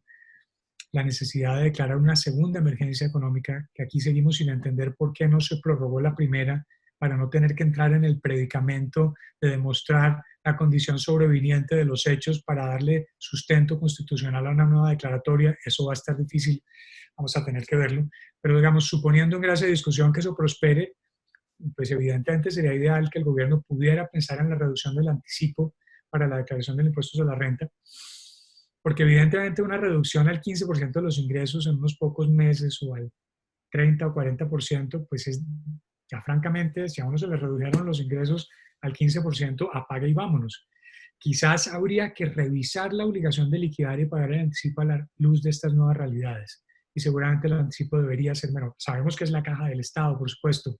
pero es que hay que combinar aquí la caja del Estado con la caja de los empresarios, porque finalmente el crecimiento y el desarrollo se construye conjuntamente de la mano del gasto del Estado, pero por supuesto de la mediación de los empresarios en la economía. Lo propio en el caso de la reducción de las tarifas de retención en la fuente, porque evidentemente, pues la mejor forma de solucionar o aliviar los problemas derivados del desgaste de la DIAN en materia de devolución de saldos a favor sería sistemáticamente ajustar las tarifas y hacer una revisión, es decir, impulsar con mucha mayor vocación de permanencia las medidas como la devolución automática para que la abreviada durante el periodo, pues una vez se agote, dé lugar, digamos, a una aplicación mucho más consistente de sistemas mucho más ágiles. Y eventualmente se explorara la posibilidad de aplicar normas previstas hoy en día, como la de reemplazar la retención de la fuente por un mecanismo de anticipo que haga que de manera más certera se cumpla con el único objetivo de la retención de la fuente, que no es necesariamente financiar al fisco, sino procurar que el impuesto se recaude en el mismo periodo en el que se genera. Eso decían las normas del año 69 que se incorporaron al estatuto. Ese es el sentido de la retención. Aquí se ha tergiversado un poco el sentido de la retención y obviamente pues se ha convertido en una fuente de financiamiento temporal con cargo a vigencias futuras del fisco. También lo propio en el caso de las tarifas de retención cobradas por la administración. En el interés, obviamente, todos entendemos que si las tarifas que cobra la DIAN son menores de las de los bancos, pues todo el mundo se va a financiar con el dinero de la DIAN. Eso en la situación de emergencia me parece que tiene sentido y que es válido, pero hacia adelante hay que mirar si se acorta un poco la distancia. En materia de precios de transferencia, muy importante. ¿Por qué esto es tan importante? Porque cuando uno mira las empresas de ustedes, entiende que la preocupación de la DIAN en materia de fiscalización, como lo ha dicho abiertamente su director, está centrada en los programas de precios de transferencia, porque finalmente allí están los grandes números. Ya lo decía el director de la DIAN hace un par de años y hace un año lo reiteraba. Los esfuerzos de la DIAN en materia de fiscalización de compañías que ejercen actividades multijurisdiccionales va a estar centrado justamente en la fiscalización de las obligaciones asociadas al sistema de precios de transferencia, de manera que pues esto hay que mirarlo con mucho detenimiento. ¿Qué es lo que hemos visto? Hay cambios también, impresionantes cambios. Tendrá que haber en materia de comparabilidad, identificación de los comparables. Puede ser que no todas las comparables usadas en años anteriores se hayan visto afectadas por la pandemia, pero habrá que refinar la búsqueda y eso puede incluir ampliar el criterio de búsqueda permitiendo incluir compañías con dificultades financieras, excluir comparables que no se hayan visto afectados por la crisis, limitar el análisis al año 2000 y no tratar de hacer búsquedas que incluyan información de varios años. En materia de ajuste es muy importante, hay que analizar diferencias en las comparables tales como capacidad ociosa, gastos extraordinarios, destrucción de inventario, despidos, políticas de subsidio de los estados. Y muy importante documentar adecuadamente esas diferencias en preparación para el estudio. En temas de reestructuración, puede ocurrir que deba hacerse una relocalización de funciones dentro de una compañía multinacional. Habrá que analizar y documentar las circunstancias por las cuales debe o no haber una remuneración. Por ejemplo, una compañía manufacturera que no puede operar debido a restricciones impuestas y deben trasladarse sus funciones a otra empresa del grupo. La primera empresa está haciendo subsidiada, salvada de una situación de pérdida y no está dejando una situación de ganancia. Todo cambia y en esta medida también el crisol de precios de transferencia debe acomodarse a estas nuevas realidades. En operaciones de deuda habrá muchos créditos con tasa de interés fija que fueron negociados en el pasado y que hoy en día son insostenibles. En muchas ocasiones la refinanciación tiene costos altos, especialmente si hubiere cláusulas de penalización por prepago. Todo eso tendrán que mirar las entidades financieras. Sin embargo,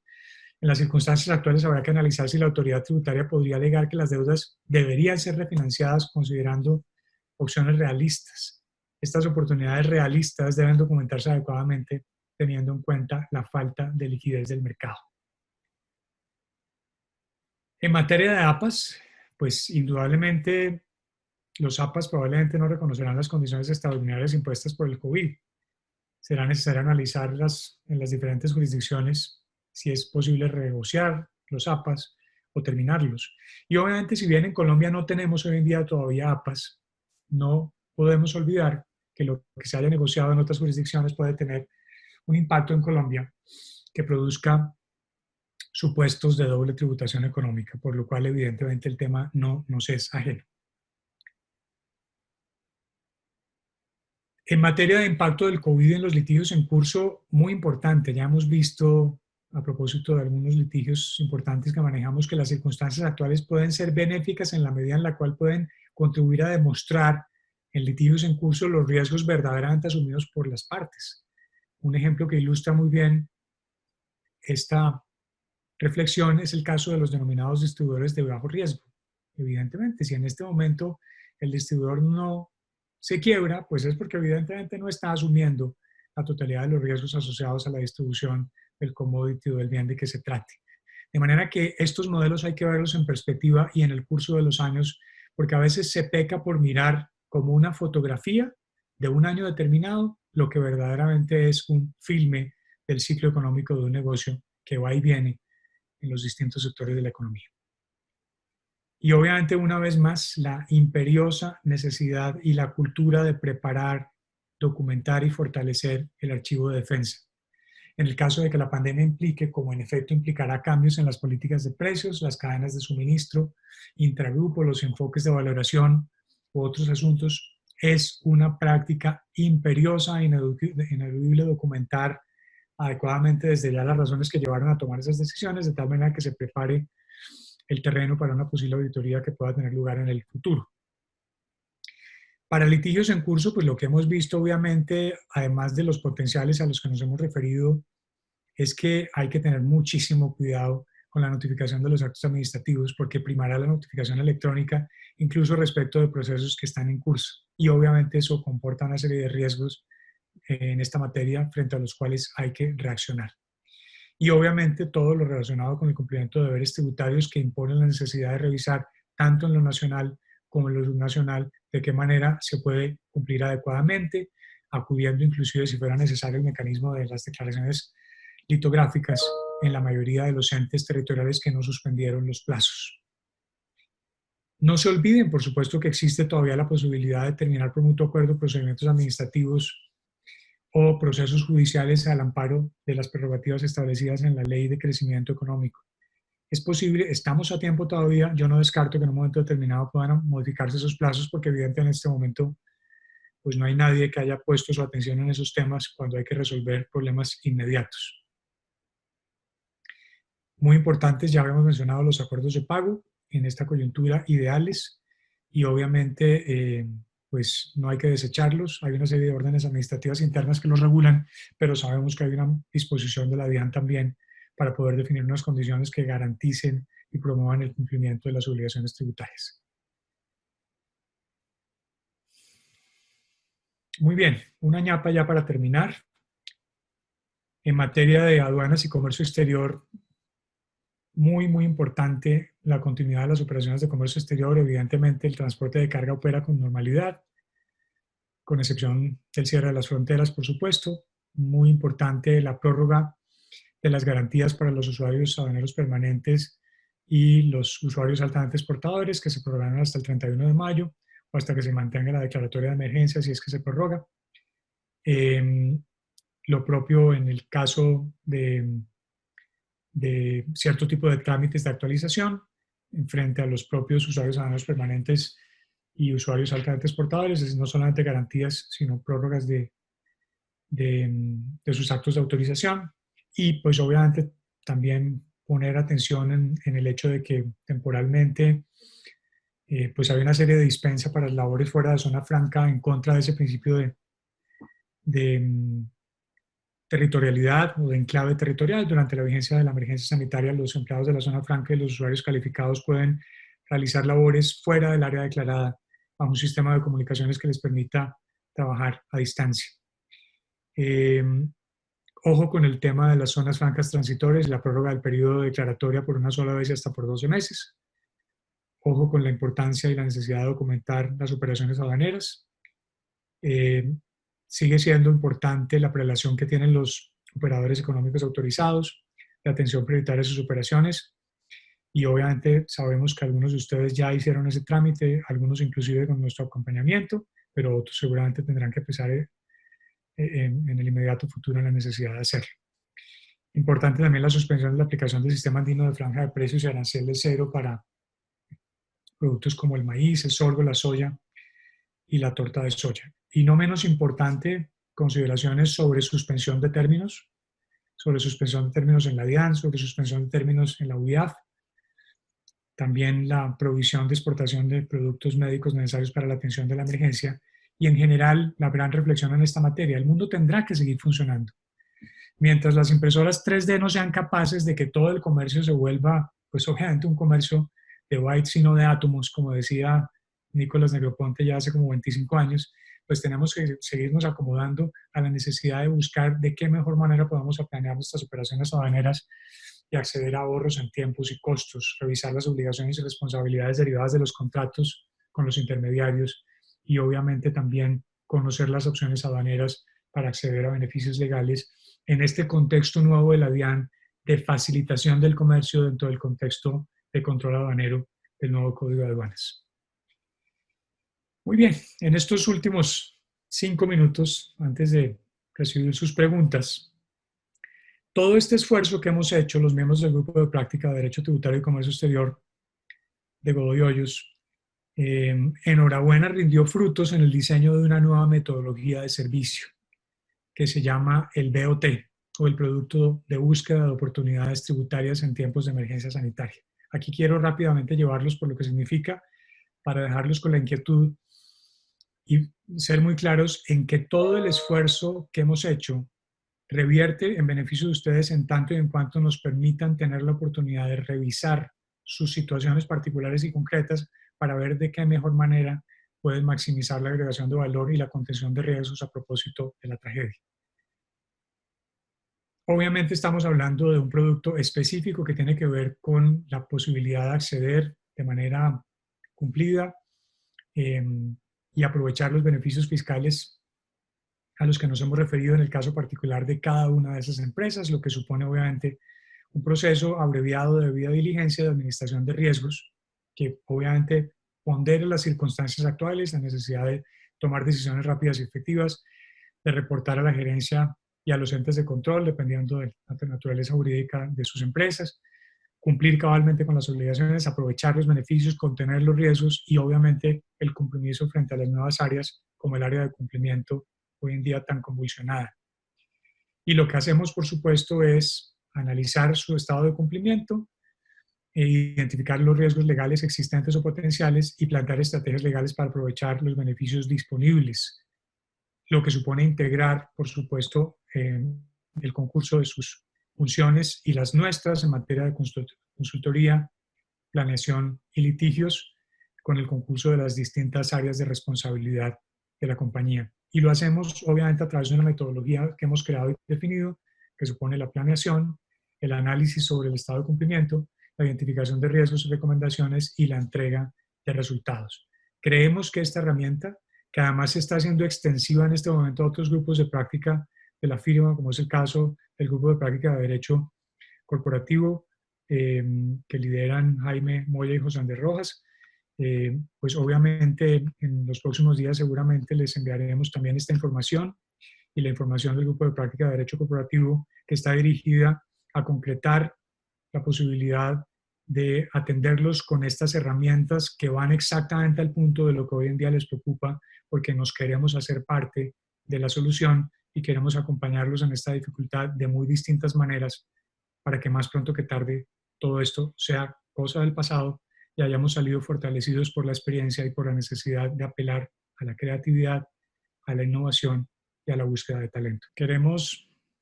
agradecerles por el tiempo que nos han dedicado, reiterarles que finalmente un ejercicio como el que hemos hecho solo se justifica en la medida en la que contamos con clientes y amigos como ustedes y pues reiterarles que estamos comprometidos con acompañarlos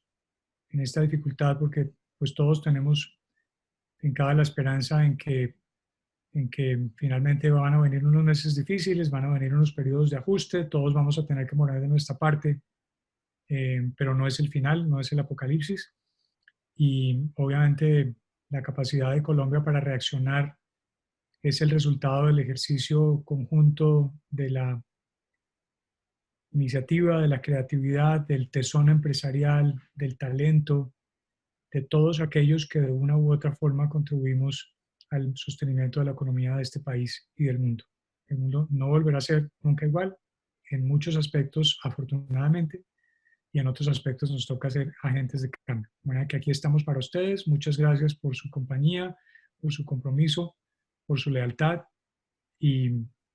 nos vemos en el camino. Muchas gracias.